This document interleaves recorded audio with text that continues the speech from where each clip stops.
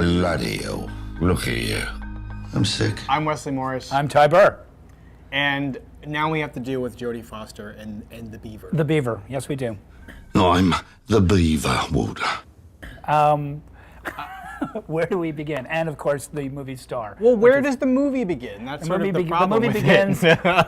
with Mel Gibson's character at the end of several years of terminal depression. He can't speak to, he's a toy executive, he can't speak to his wife, played by Jodie Foster, can't speak to his teenage son, played by Anton Yelchin.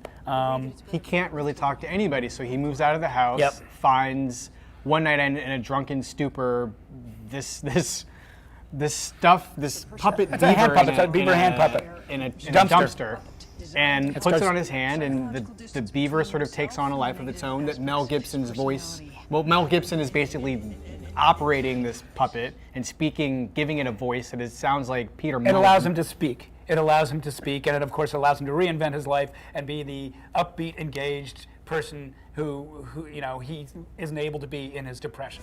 And putting me in charge. The sort of central point of interest is Mel Gibson. Right. And how much this is actually an allegory for his own collapse. I mean, the question is, are we watching a movie about a man suffering from terrible depression? Or are we watching the story of a movie star? I fought for you, and I will continue to fight for you because I love you. Sputtering and collapsing and trying to put it back together by becoming another When I character. got older, I just want to be anybody else. I know. Gibson's doing or threatening to do something really bizarre and scary, and occasionally And the he pushes movie through. won't let him The go movie there. won't let him because I don't think Foster has the filmmaking daring. This is just not a very interesting piece of writing. This is a joke, right? No, son. It's a fresh start. I'm not talking to you, nut job. You need a director who's as potentially gonzo as the star. Right. And you know, and who knows? Maybe Mel should have directed this. Nobody would have gone to see it.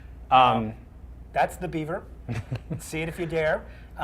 or if you Burr. don't, it's not that daring. I mean, you risk nothing by going. And there will be people who will not see it. You know. Because they won't pay anything for anything that Gibson is in, and that's their right, fine. If you're curious and you want to spend money on something with Mel Gibson in it, it's kind of worth seeing just for what it could have been. I'm Ty Burr.